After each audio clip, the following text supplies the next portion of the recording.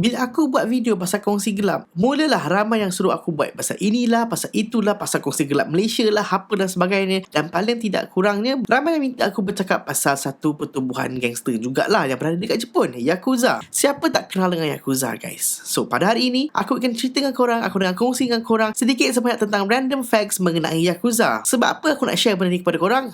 Supaya daripada korang jadi kongsi gelap Malaysia, lebih baiklah korang jadi Yakuza. Tanpa melengahkan masa, bagi mereka yang belum subscribe bagi video ni, please subscribe the channel, like the video, and shout out to Fizzy Juice kerana sponsor untuk video ni. Dan let's dive into the video. Bila kita berkata tentang Yakuza, tidak asing lagi, benda pertama sekali orang akan terlintas dekat daripada fikiran adalah dia punya apa? Hukuman. Tak tahulah kenapa. Mesti kalau orang tu nak kenal Yakuza ke, mesti tengok jari. Ada jari ke tak ada jari? Ada jari ke tak ada jari? Kan? Apa kau ingat masuk Yakuza tu jari cacat apa? Memang apabila korang jadi Yakuza, ataupun bila kita cakap pasal Yakuza, potong jari kelingking atau pinky finger tu adalah sudah menjadi lumrah kepada pertubuhan ini. Apabila orang-orang kat bawah ni, gangster-gangster macai ni, melakukan kesalahan ke, melakukan apa-apa yang di luar kemurkaan diorang punya bos dan sebagainya, maka cara untuk mereka minta maaf ataupun minta pengampunan adalah dengan cara memberi jari mereka. Amalan ini dipanggil Yubisume, dan ini adalah cara untuk mereka memohon maaf daripada diorang punya bos. Dan caranya, potong jari dan bagi jari itu kepada bos mereka. Dan korang tahu tak actually daripada mana mereka dapatkan amalan-amalan ini? Dikatakan bahawa upacara memotong jari ini ataupun cara untuk meminta maaf daripada bos dengan memotong jari ini datangnya daripada amalan yang diamalkan oleh golongan samurai. Apabila korang tengok cara samurai pegang senjata, alright, pegang orang punya katana atau orang punya pedang tu, kita boleh dapat lihat cara mereka grip atas bawah macam semua tu memang banyak memainkan peranan kepada dua jari kat bawah ni. Sebab yang atas ni mereka nak lembutkan pegangan mereka, sebab mereka nak swing dan sebagainya lah. Dengan cara memotong jari kelingking dua bawah ni, membuatkan cara kita pegang pedang itu menjadi lebih sukar. Mereka akan grip pedang mereka, katana mereka dengan cara yang lebih kurang efisien lagi. Ini akan buatkan mereka sukar untuk mempertahankan diri mereka apabila mereka bersama musuh. Apabila mereka tidak boleh pegang dengan betul pedang-pedang mereka ini, maka mereka akan lebih bergantung kepada leader mereka. Mereka akan lebih bergantung kepada klan-klan mereka, dan ini akan reduce individual action. Itulah cara mereka mengajar orang-orang kat samurai itu. Benda inilah yang mereka adapt. Mereka adaptasikan perkara ini ke dalam pertubuhan Yakuza mereka. Oleh kerana itu, kebanyakan anime ataupun kartun-kartun dekat Jepun, apabila mereka melukis kartun-kartun ini, mereka akan pastikan mereka ada full jari-jari kat tangan mereka, kecuali Doraemon. Doraemon memang dia hardcore Yakuza habis lah. Berbeza dengan kartun-kartun di belah barat sana, kebanyakan mereka apabila mereka melukis kartun tu, macam mereka mengambil enteng apabila mereka melukis jari jemari kartun-kartun ini. Sebagai contoh, Bob the Builder. Bob the Builder di Amerika Syarikat ataupun di Western country, termasukkan negara kita dapat lihat bau jari dia macam tak sempurna. Aku tak tahu kenapa. Mungkin sebab dia Bob the Builder, dia potong tangan ke, aku tak tahu apa. Tapi ya, berbeza dengan Bob the Builder versi Jepun, kita dapat lihat mereka melukis jari-jari Bob the Builder itu dengan sempurna sekali untuk mengelakkan anak-anak dari Jepun menganggap bahawa untuk memastikan anak-anak kat Jepun tak confused dan tidak menganggap bahawa Bob the Builder itu adalah Yakuza.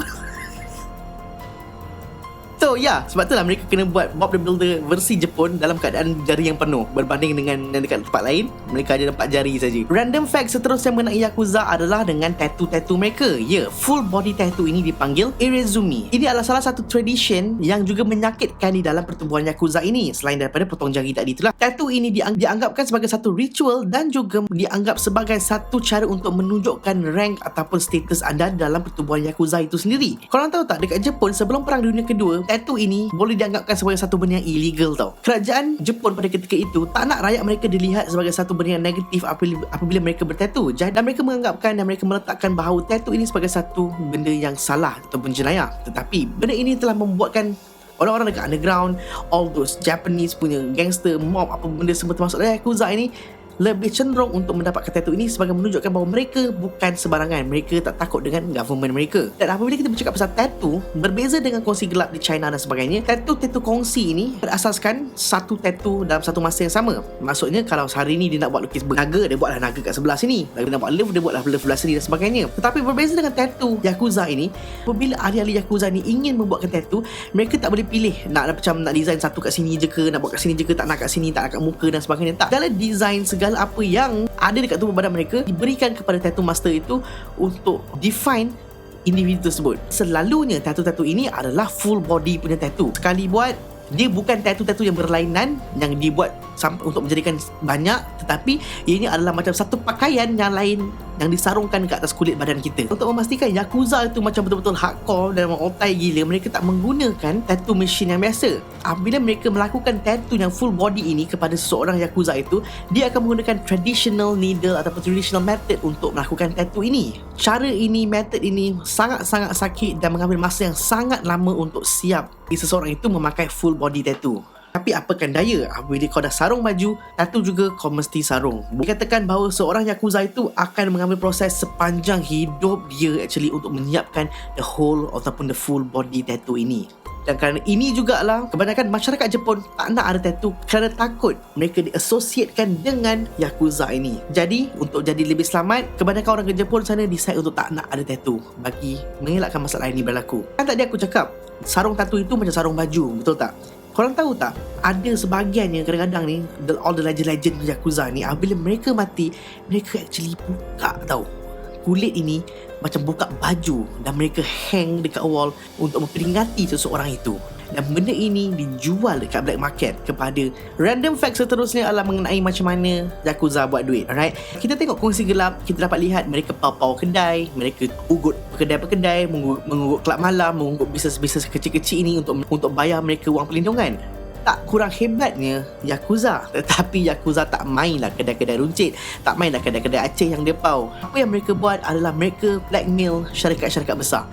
Yes, all the corporate, all the conglomerate punya company dan sebagainya, mereka actually attack ataupun mereka masuk ke dalam company ni untuk ugut those leader dalam syarikat besar. Macam mana mereka dekat sebuah syarikat besar macam Mitsubishi, macam boleh dikatakan semua major company dekat Jepun itu, Yakuza dah blackmail, Yakuza dah pegang lah, senang cerita company-company besar ni. Macam mana mereka buat? Caranya mudah saja. Sebaik saja company-company besar ini start go public ataupun mereka start jual saham kepada orang awam untuk beli, mereka akan beli dengan amount yang banyak sehinggalah mereka layak untuk join diorang punya annual meeting. Apabila semua pemegang-pemegang saham ini setiap tahun diorang ada meeting, diorang akan panggil semua pemegang-pemegang saham ini, tak kira kecil atau besar ke, mereka akan gather setempat dan mereka akan meeting, akan tunjukkan account mereka lah, benda semua, untung rugi yang benda semua mereka akan buat, benda-benda ni lah dia akan buat. Dan pada ketika inilah, saat inilah Yakuza akan join this meeting dan mereka akan stand up dan mereka akan make sure semua orang tahu bahawa Yakuza ada dekat building ni dan mereka akan ugut all the big leaders tau.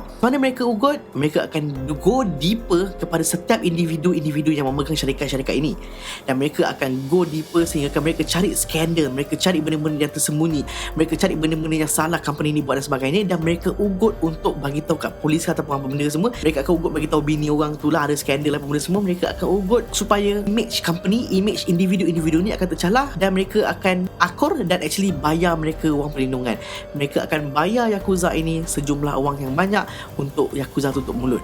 Perkara ini dipanggil sebagai sokaya, method di mana mereka akan blackmail orang-orang ini kerana mereka tak nak malu, mereka tak nak aktiviti haram mereka tersebar dan sebagainya. Mereka terpaksa bayar kepada Yakuza. Yakuza pandai, sebesar-besar company ni mesti ada manusia-manusia yang korup dan dia akan attack orang-orang yang korup ini dan mereka akan mengambil duit daripada mereka yang korup ini. Sekarang yang terbesar pada kantoi dengan Yakuza ni apa semua adalah seperti isu dengan Mitsubishi. Ada tahun 1990-an macam tu lah. Apa yang Yakuza buat dengan Mitsubishi adalah Yakuza boleh dapat all the secret detail di dalam meeting-meeting yang mereka attend dan mereka ugut untuk jual information ni kepada luar, kepada company-company lain. Dan untuk merahsiakan perkara ini, Mitsubishi diminta bayar 13 juta yen untuk diamkan Yakuza, untuk memastikan Yakuza memelihara bisnes mereka ini. Jika mereka enggan bayar wang perlindungan ini ataupun wang ugutan ini, maka mereka akan cari dan mereka akan habiskan orang tersebut. Benda ini berlaku kepada Vice President of Fujifilm pada tahun 1995. Dia dibunuh kerana dia enggan untuk tunduk kepada Yakuza. Kejap. Sebelum kita sambung tengok video ni, kita tengok dulu siapa yang sponsor untuk video pada kali ini. Sponsor untuk video kali ini adalah Fizzy Juice. Yeay! Produk yang aku tunjukkan pada hari ini highlight untuk mereka yang berumur 18 tahun ke atas. Nah, bagi mereka yang belum 18 tahun ke atas, korang tak boleh memiliki produk ini lagi. Ya, maaf aku ucapkan. Jom, kita tengok apa dalam kotak ni. Apakah yang ada dalam ni? Pelbagai jenis flavor. Fizzy Juice ni adalah salah satu produk yang boleh katakan baru masuk kat Malaysia ini. Baru tak barulah. Dekat luar sana memang dah famous gila dah. International dah. all out dah. Satu disposable pot ini can do 800 puff guys. Ada pelbagai perisa, lebih pada 10 perisa yang ada dekat market sekarang, dan Fizzy Juice menjanjikan quality dalam setiap puff yang mereka sediakan. Kalau korang nak dapatkan Fizzy Juice ini, feel free click the link below. Thank you Fizzy Juice. Jom sambung video ini.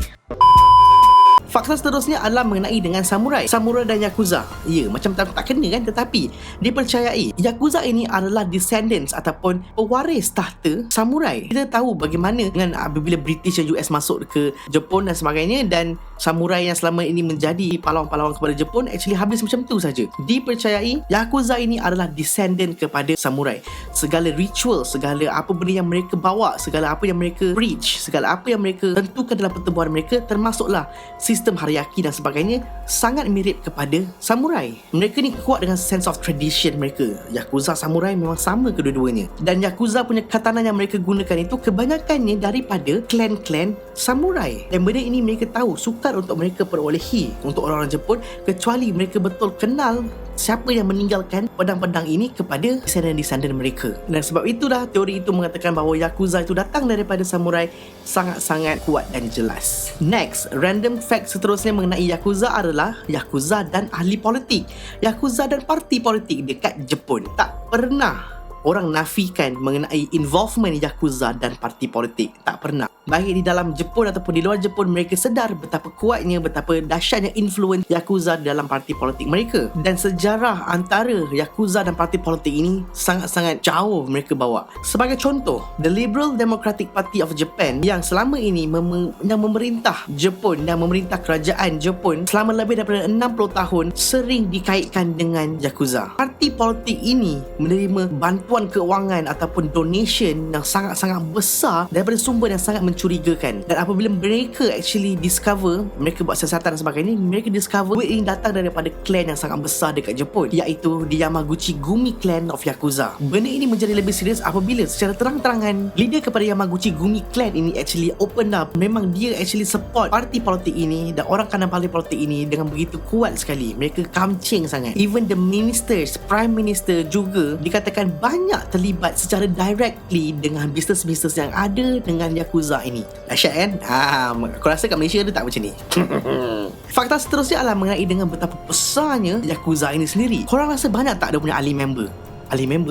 Korang banyak tak ada orang punya ahli-ahli dalam Yakuza ni? Banyak tak korang rasa? Selepas Perang Dunia Kedua, pertubuhan Yakuza ini menerima percambahan ahli yang sangat banyak secara drastiknya. Daripada mereka mempunyai ahli seramai 40,000 orang lebih kurang macam tu, selepas Perang Dunia Kedua mereka melonjak naik sehingga mereka ada lebih daripada 180,000 orang pada ketika itu selepas Perang Dunia Kedua. Dan sehingga pada hari ini mereka berkembang dengan lebih pesat lagi. Jauh lagi banyak daripada apa yang mereka ada pada dulu. Jauh lagi ramai ahli daripada apa yang mereka ada. Dan pertubuhan ini menjangkau luar daripada Jepun sendiri dan sampai ke luar negara, US, UK, even dekat negara-negara Asia lain, dan memang ada dah pertubuhan mereka ini. Dan ini membawa fakta seterusnya mengenai dengan affiliate member dekat luar-luar negara.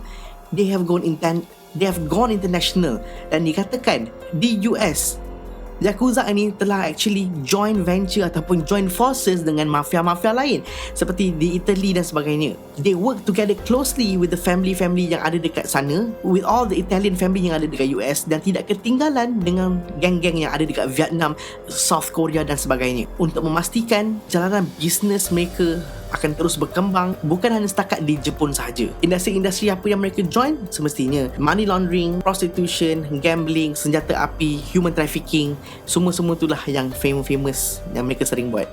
Pada tahun 2012, Presiden Barack Obama actually freeze the Yamaguchi Gumi Clan punya asset, punya account dekat US. Ini adalah untuk memastikan mereka lumpuh, mereka sukar untuk melakukan bisnes mereka, sukar untuk mereka expand di tanah Amerika Syarikat. Fakta seterusnya adalah mengenai dengan mereka tak suka diejek-ejek ataupun mereka tak suka, Allah, nanti dicari aku pula. Mereka tak suka untuk diperkotak-katikkan. Sebagai contoh, filem mafia terbesar yang kita pernah tahu adalah Godfather, betul tak? Dan di dalam filem itu tak ada satu pun perkataan mafia diucapkan. Ini adalah untuk memastikan bahawa mereka tidak menyinggung para mafia kat luar sana lah. Dan eventually mereka actually marah jugalah dengan pembuat filem ini. Sama juga seperti di Jepun, ada satu filem director ni atau filem creator ni buat filem mengenai dengan Yakuza. Dalam filem ini mereka macam mengutuk Yakuza lah, mereka menyindir Yakuza lah. Instead of buat filem betul-betul, dia actually macam mempermainkan Yakuza ini. Tak dijadikan cerita, mengamuk lah bos-bos Yakuza ni. Nama filem ini adalah Minbo. Tak puas hati, bos-bos ni datang cari dia, slash, pakai pedang dekat belakang bahu ni, habis dengan muka dia memang tinggalkan scar lah. Macam kasih warning macam tu lah kepada director ni. Sebab mereka buat filem tu macam tu kan. So daripada tu ingatkan habis kat situ je. Tak, ada lagi. Pada tahun 1994, director yang sama juga itu masih lagi ada isu dengan bos-bos Yakuza ni. Nak tahu apa jadi lepas tu? Tiba-tiba je mati. Mati sebab apa? Terjun bangunan daripada tingkat 16. Dan kematian itu automatically dikatakan hanya sebagai bunuh diri saja. Tapi apa yang menghairankan, sebaik saja dia mati, isteri kepada dia tu actually diletakkan di bawah program pelindungan saksi, Witness Protection Program, untuk selamatkan diri daripada geng-geng Yakuza. Tak pelik ke? Dan seorang penulis dan jurnalis investigatif, Jake Alderstein daripada US, mengatakan bahawa perkara ini adalah benda yang sangat-sangat tak logik untuk dia bunuh diri. Dan dia melakukan siasatan dan menunjukkan beberapa bukti dan juga story di mana dia ni actually disuruh oleh Yakuza untuk terjun bangunan itu sendiri. Ini datang daripada The Clan of Gotogumi. Dia bagi tahu Gotogumi clan ni lah yang bertanggungjawab actually membuatkan perkara ini terjadi kepada director filem itu. Alright guys, itu saja information yang aku boleh bagi korang pasal Yakuza kepada korang semualah. Yes, tak banyak, mungkin sikit dapat memberi sedikit input kepada korang mengenai the random facts of Yakuza. Please jangan lupa komen kat ruangan komen kat bawah, apa pendapat korang pasal Yakuza ni, bagus ke tak bagus. Aku tak tahu, korang tulis kat bawah. Dan till again, thank you so much for watching. See you guys on my next video. Take care guys, stay healthy, stay positive, be a good Muslim as always. Assalamualaikum warahmatullahi wabarakatuh. Bye bye guys.